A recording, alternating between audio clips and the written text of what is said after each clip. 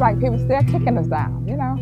You're nothing. Well, I'm had to be something to go out there and cut that leaf stuff and load it in a darn box and send it on out to the state of Florida to go somewhere so somebody else can feed themselves. Even in the grocery stores or whatever. How can they say we are nothing when we was the one that was feeding America? We were not warned about pesticides when we was in the field. You could see chlorine, something or whatever on the bags, but we were warned to stay off that side. We had people in our neighborhood died of lupus, emphysema, sugar, cancer, all kind of cancer. You name the cancer, it's been in my neighborhood. And I think it's wrong for people to say, oh, it's no worse in your neighborhood than in somebody else's neighborhood. I mean, we were burying people like 13 and 14 people a week. It was some very hard times on the farm. My first job in the 60s was pushing crates in a chute for women that packing corn. That was a very hard job to do because you had women packing 1,000 to 800 crates a day, and you had to keep that chute full constantly. How old were you? I was 8 when I started on the farm. 8? Mm-hmm. Just about anybody could work for Charlie Grinnell. In a year's time, we would hire probably 100 people to keep the 27 in the packing house. We had the standbys. We had the grandmas and young girls who weren't in college, who either weren't in high school or out of high school and didn't have any skills. We used only prescribed pesticides. We only used prescribed fertilizer. It doesn't make sense to use more. That costs more money. And we only did what was legal. Toxaphene sold in the 70s for maybe $35 for a 5-gallon bucket of Toxaphene. It killed all the bugs that ate radishes. But it also killed fish if it got sprayed in the ditch.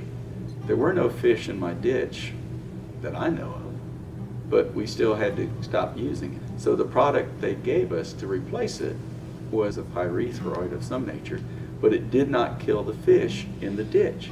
But if my man who was putting out the toxin, it would kill him. What other forms of protection did you have to prevent pesticide exposure for them? Did they have gloves? Well, we didn't. It wasn't required then. That's one reason why it wasn't required. So a pesticide is any product or compound that is used to kill a pest, right? And many things can be used as a pesticide. And really what makes a pesticide is the toxicity. But there's nothing you can do about the toxicity. You are not manufacturing that pesticide, so that pesticide is going to be as toxic as it's intended to be. So the most important thing is to understand what that pesticide is and how to use it, and it's all in the label. If you could say something to a current farm worker, what would you say? To a current farm worker, protect themselves at all times and read the labels on whatever they're working in and whatever pesticides they gonna put on them or whatever. Ask and make sure it's not gonna be too harmful. People that is licensed for pesticide application has to go through education in order to keep their licenses current. And that is a way that the Florida Department of Ag is trying to keep everybody informed. Now what happens on a daily basis in certain places, I don't know. En el trabajo te ponen el video, pero en el video no te explica, nada más te dice cómo que tienes que protegerte y cómo puedes protegerte, pero no te dice qué pasa si no te proteges. Echábamos un líquido, el líquido era blanco, no sé qué era, no, yo ni ponía, no ponía cuidado, entonces yo tenía que mojar los bonches allí y pararlos para que se escurrieran, mojar todo lo que hacían los hombres. Ahí trabajé 14 años. No me di cuenta hasta que me empezaron a salir ronchas.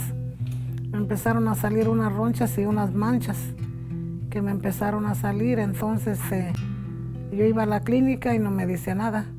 Tengo unas manchas en mi cara, nunca se me quitaron.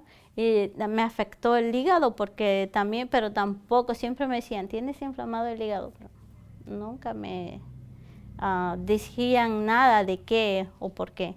The clinical lab doesn't have a test that would permit us to regularly measure pesticides in the body.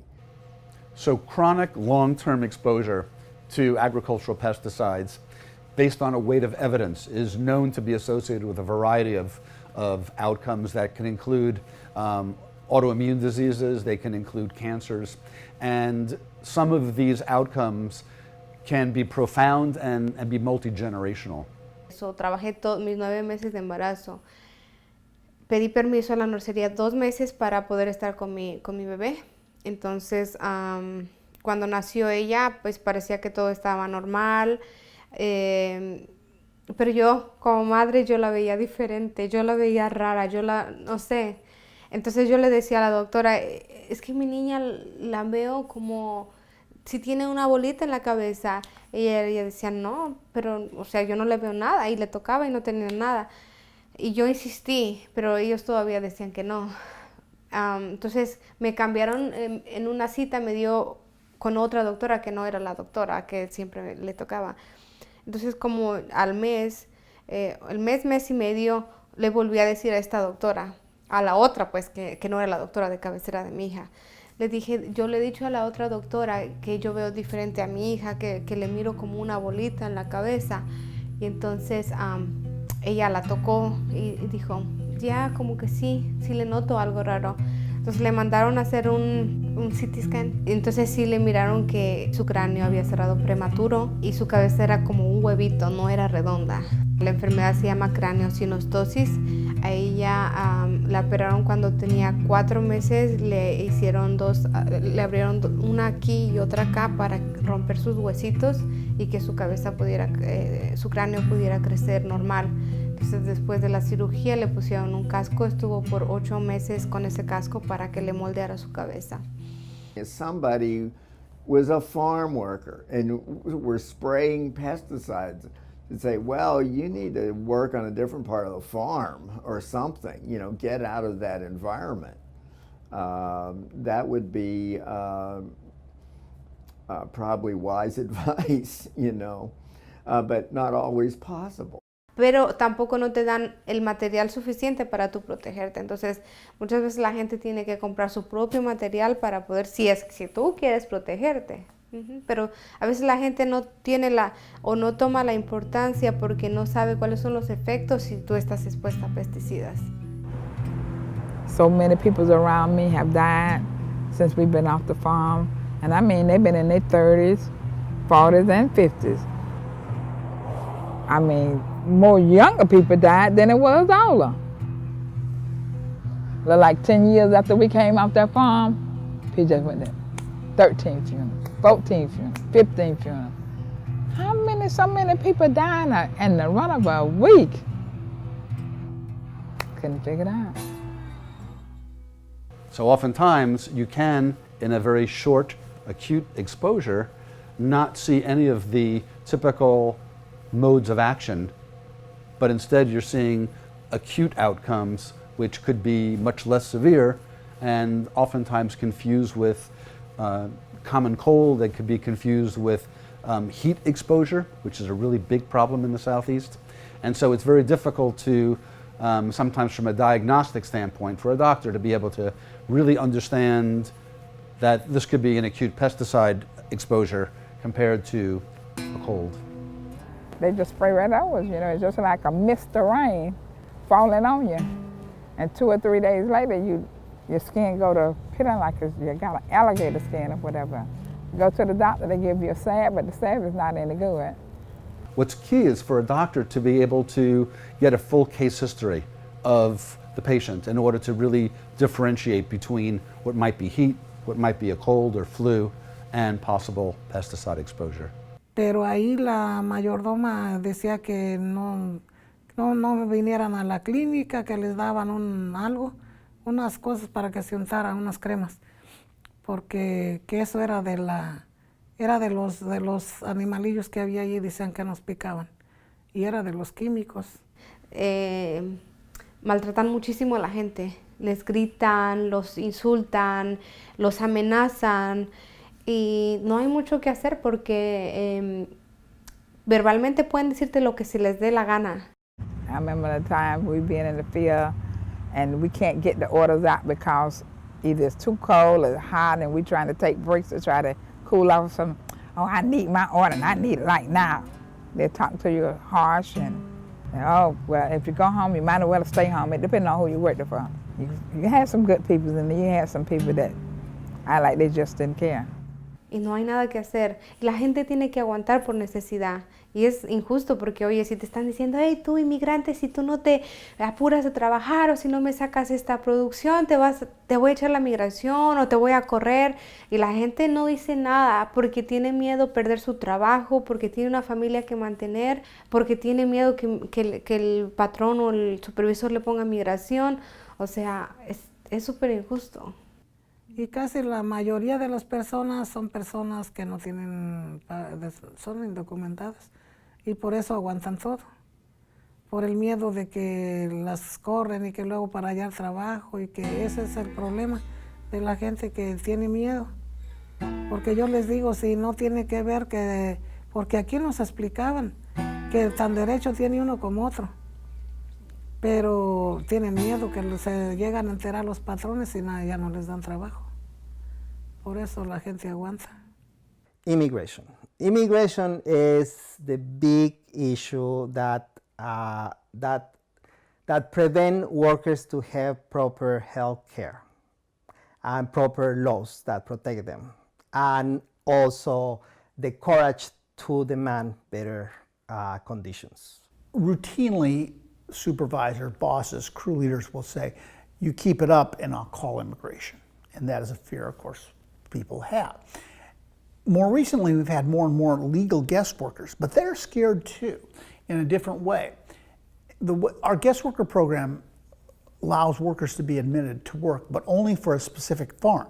And the farm gets to pick who comes back next year. So if you're a troublemaker, you're not on the list. And I want to come back next year because this is my one chance to come legally to the United States, not risk dying in the desert crossing the border. I get to go home and see my family at the end of the year and bring some money. If a farm worker leaves one work site or one company, especially in small rural areas, all the growers know each other and they often blackball a person. So when a person wants to go get a job someplace else in that same community, that grower might have heard from Mr. Jones not to hire Jose because Jose's a troublemaker. So oftentimes, if a person tries to go get another job, they risk not getting a job at all in farm work because they've been labeled as a complainer or a troublemaker. Also, it's very difficult because workers are afraid oftentimes to go get another job because they don't know what that employer is going to be like, if that employer is going to ask for documentation, if the employer that they're leaving is going to try and report them to immigration. Y el campesino es el menos que gana y el menos que tiene derechos. Por eso es la esclavitud disfrazada, todavía la tenemos, pero en diferente forma. Y los pesticidas es una cajita de Pandora donde hay muchas violaciones, pero no es como otra cosa que tú vas a la clínica y te digan, no, es por pesticidas y que sea aseguranza. Entonces eso pues es como una violación para los trabajadores también porque no tienen ese acceso a decir es de pesticidas nunca. Les dice tómese un Tylenol porque eso puede ser una gripa.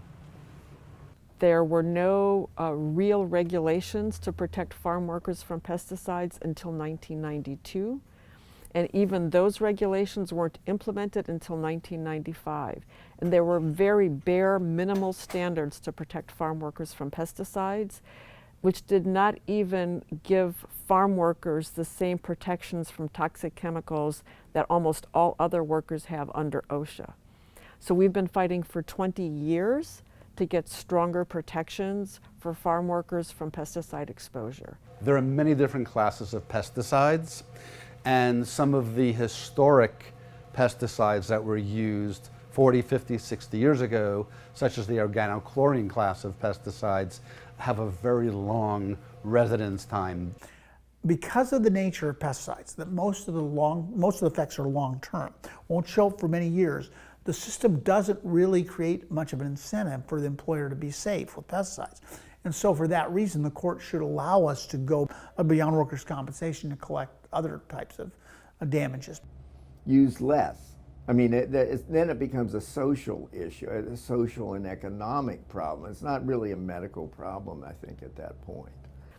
But there's also a big problem because there's over 40,000 agricultural operations in the state of Florida. So there's a problem with enforcement because we don't have enough people on the ground to do that enforcement. There's a problem with compliance because sometimes the growers just care about getting the production out. You know, they just want to minimize cost. So they just push workers, or they don't provide the equipment, and there's oftentimes a misunderstanding, or maybe an on purpose misunderstanding about the real risks of pesticides to health. Some of these compounds, pesticides, the organochlorines, have estrogenic effects. And so conditions, diseases that are influenced heavily by estrogen could be accelerated, okay, by increased estrogen from the environment, on top of the endogenously produced estrogen. Now, lupus is a good candidate for this because it's 10 times more, prevalent in women than men. I have lost all my sisters but two. I got one Carolyn Stover here and one stay in New York, and myself. Out of 8 people, we're only 3 living. After I lost my daughter and my granddaughter, nothing can hurt me now. There's no more pain in me. I'm totally numb. You're strong. Yeah, that's what everybody tell me. When my daughter died, she said, "You're strong. I ain't seen you shed a tear yet. I ain't seen you stop yet." I'm going, I got to move on. I can't shut down. If I shut down, I lose my grandkid. And I really don't care what anybody say about what I say. Because I told the truth. I didn't tell no lie. I'm not the liar. I told the truth. I told what I seen, what I've been through, and what I know.